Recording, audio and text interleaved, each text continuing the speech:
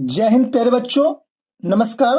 तो जैसे कि प्यारे बच्चों, आप लोगों का 20 सितंबर का पेपर होने वाला है बायोलॉजी का, यानी कि क्लास 11वीं का। प्यारे बच्चों, त्रैमासिक परीक्षा आपका सितंबर में, यानी कि 20 सितंबर का आपका बायोलॉजी का पेपर है। तो प्यारे बच्चों, यहाँ पर आपको जो दिख रहा है प्यारे बच्चों पेपर, ये पेपर आपके एग्जाम में हूबहू यही प्रश्न आएगा। अगर ये प्रश्न आपके एग्जाम में नहीं आए तो आपका जो मन करे आप लोग मुझे कमेंट करिएगा प्यारे बच्चों।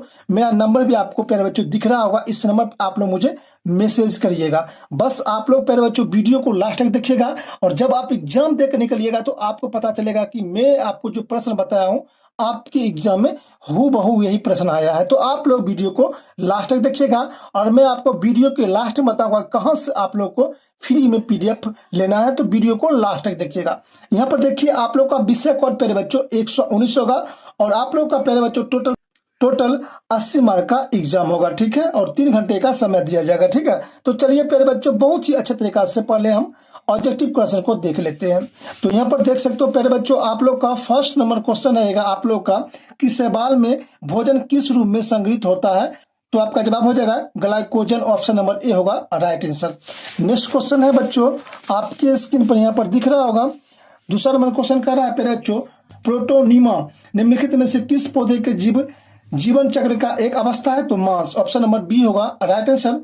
तीसरा प्रश्न है प्यारे बच्चों कि निम्नलिखित में किस में संवहनी या उत्तक नहीं पाए जाते हैं। तो बायोफाइटा होगा इसका राइट आंसर, ठीक है प्यारे बच्चों। नेक्स्ट बच्चों प्रश्न है आपके स्क्रीन पर, किस शैवाल का उपयोग सामान्यतः भोजन में किया जाता है। तो जेलोडियम, ऑप्शन नंबर सी होगा राइट आंसर। नेक्स्ट प्रश्न है बच्चों आपके स्क्रीन पर, प्रश्न है आपका निम्नलिखित में किसमें वास्तविक जड़ तना और पत्तियां नहीं होता है। तो शैवाल होगा इसका राइट आंसर, ठीक है। आप लोग लिखते चलिएगा प्यारे बच्चों, मैं बता रहा हूं आपको यही प्रश्न आपके एग्जाम में आएगा तो आएगा। उसके बाद अगला प्रश्न है कि किस टेरिडोफाइटा को जीवित जीवाश्म कहा जाता है। तो सेलेजिनेला हो जाएगा इसका राइट आंसर। उसके बाद 7वां नंबर प्रश्न है कि निम्नलिखित में किस पौधे में बीज बनता है लेकिन फल नहीं। तो साइकस होगा इसका राइट आंसर, ठीक है। उसके बाद आपका 8वां नंबर प्रश्न है कि लाल शैवाल किस वर्ग से संबंधित है। तो रेडोफाइसी हो जाएगा इसका राइट आंसर, ठीक है। नेक्स्ट प्रश्न है बच्चों आपके स्क्रीन पर, प्रश्न कर रहा है प्यारे बच्चों आपका 9 नंबर, निम्नलिखित में किस में आर्कोगोनिया पाए जाते हैं। तो जिम्नोस्पर्म होगा इसका राइट आंसर। उसके बाद अगला प्रश्न है आपका 10 नंबर, निम्नलिखित में कौन पहला स्थलीय पौधा है। तो एंजियोस्पर्म होगा इसका राइट आंसर, ठीक है। उसके बाद प्यारे बच्चों अगला प्रश्न है आपका 11 नंबर, किस शैवाल का प्रयोग आयोडीन बनाने में होता है। तो सागा सम हो जाएगा, सागा सम हो जाएगा, ठीक है। 12 नंबर प्रश्न है आपका प्यारे बच्चों कि निम्नलिखित में कौन लाल शैवाल है। लेमेनेरिया हो जाएगा इसका राइट आंसर। नेक्स्ट प्रश्न है बच्चों आपके स्क्रीन पर, प्रश्न कर रहा है कि निम्नलिखित में किसमें गतिशील नर युग्म होता है। तो टेरिडोफाइटा होगा इसका राइट आंसर। उसके बाद अगला प्रश्न है आपका, मांस के किस चरण में प्रकाश संश्लेषण पत्तियों द्वारा होता है। तो ऑप्शन सी होगा राइट आंसर। नेक्स्ट प्रश्न है बच्चों आपके स्क्रीन पर, निम्नलिखित में से द्विनिषेचन किसमें होता है। तो एंजियोस्पर्म होगा राइट आंसर। पीढ़ी एकांतर शब्द का तात्पर्य है। तो निषेचन प्रक्रिया से तात्पर्य है, ठीक है। आप लोग लिखते चलिएगा प्यारे बच्चों। नेक्स्ट प्रश्न है बच्चों आपके स्क्रीन पर कि निम्नलिखित में कौन विषम बीजाणु है। तो सेलेजिनेला हो जाएगा। 18 में प्रश्न है आपका प्यारे बच्चों, आवर्त बीजी पौधे में बीज कहाँ बंद होते हैं। तो फल के भीतर बंद होते हैं, ठीक है।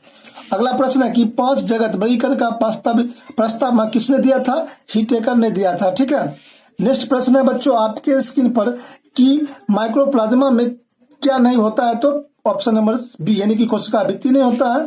21 नंबर प्रश्न है आपका, निम्नलिखित में कौन मलेरिया का उदाहरण है। तो नॉन स्टॉक हो जाएगा इसका राइट आंसर, ठीक है। अगला प्रश्न है आपका 22 नंबर बच्चों, प्यारे बच्चों प्रश्न है आपका, किसे समुद्र के मुख्य उत्पादन के नाम से जाना जाता है। तो काइसोफाइटा के नाम से जाना जाता है। 23 नंबर प्रश्न है कि वायरस किसमें बने होते हैं। वायरस किससे बने होते हैं। तो डीएनए एवं आरएनए के प्रोटीन से, ऑप्शन नंबर सी होगा राइट आंसर। नेक्स्ट प्रश्न है बच्चों आपके स्क्रीन पर दिख रहा होगा आप लोगों को,